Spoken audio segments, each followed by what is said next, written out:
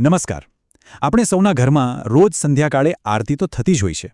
એની દિવ્ય સુગંધ અને એનો મધુર ધ્વનિ આખા વાતાવરણમાં એક અનોખી શાંતિ ભરી દે છે.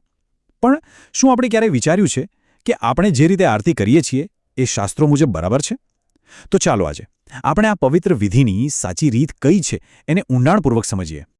તો આ એક સવાલ આપણે આપણી જાતને જ પૂછીએ કે આપણે જે વર્ષોથી આરતી કરતા આવ્યા છીએ, શું એ ખરેખર શાસ્ત્રોમાં બતાવ્યા મુજબની છે? બની શકે કે આનો જવાબ જાણીને આપણને થોડું આશ્ચર્ય થાય. ચાલો આજે આ વાત પરથી પડદો ઉઠાવીએ. અને સારી વાત એ છે કે આ શાસ્ત્રોક્ત વિધિ જરાય અઘરી નથી, બલકે એ ખૂબ જ સરળ અને તાર્કિક છે. એને સમજવા માટે બસ 3 મુખ્ય ભાગમાં વહેંચવામાં આવી છે. ચાલો આપણે એક પછી એક આ ત્રણેય ચરણોને એકદમ સ્પષ્ટ રીતે સમજીએ.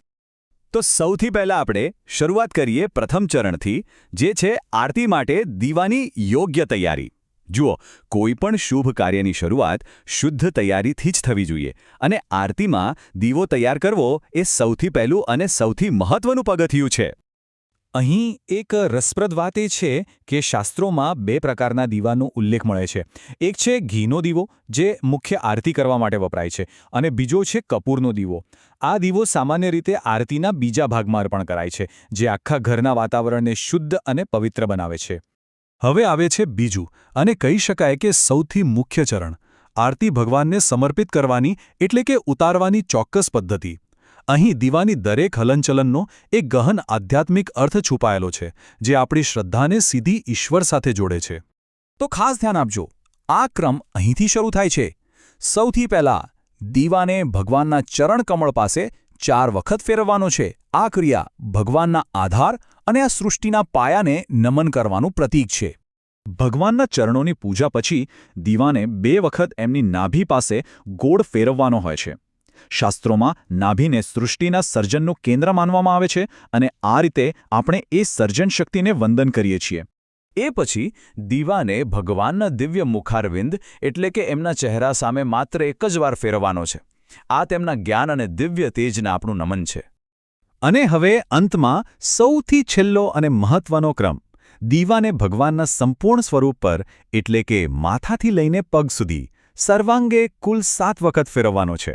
આ ક્રિયા સમગ્ર બ્રહ્માંડમાં વ્યાપેલી એમની દિવ્ય ઊર્જાને વંદન સમાન છે. તો ચાલો આ આખા ક્રમને ફરીથી એકવાર યાદ કરી લઈએ. 4 વખત ચરણોમાં, 2 વખત નાભી પર, 1 વખત મુખ પર અને 7 વખત સર્વાંગે.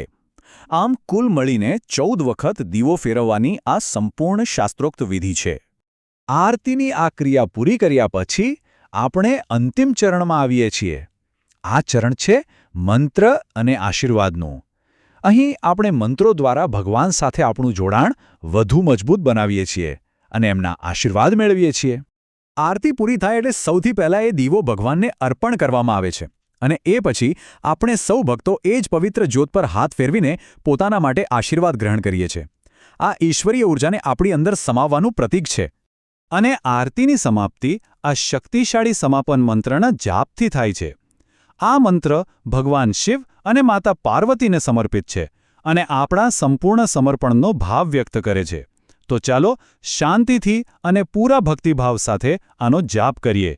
કર્પૂર ગૌરમ કરુણાવતારમ સંસારસારમ ભુજગેન્દ્રહારમ સદા વસંતમ હૃદયારવિંદે ભવમ ભવાની સહિતમ નમામિ.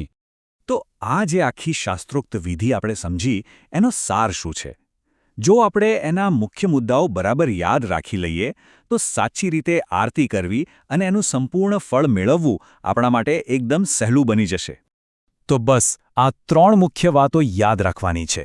પહેલું, વિધિના 3 સરળ ચરણ. બીજું, દીવો ફેરવવાનો 14નો ચોક્કસ ક્રમ. અને ત્રીજું, અંતમાં ભક્તિભાવ સાથે સમાપન મંત્રનો જાપ.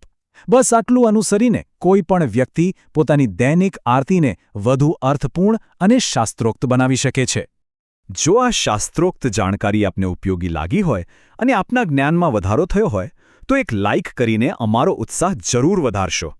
અને ચાલો આપણી આસ્થાને વધુ મજબૂત કરવા માટે અને આ દિવ્ય અનુભવમાં સૌને જોડવા માટે આપણે સૌ સાથે મળીને કોમેન્ટમાં હર હર મહાદેવ લખીએ.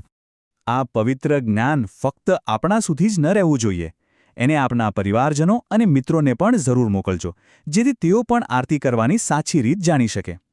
અને હા, સનાતન ધર્મના આવા જ ઊંડા રહસ્યોને સરળ ભાષામાં સમજવા માટે અમારી સાથે જોડાયેલા રહેજો. અમારી ચેનલને સબસ્ક્રાઇબ કરવાનું ભૂલશો નહીં. હર હર મહાદેવ.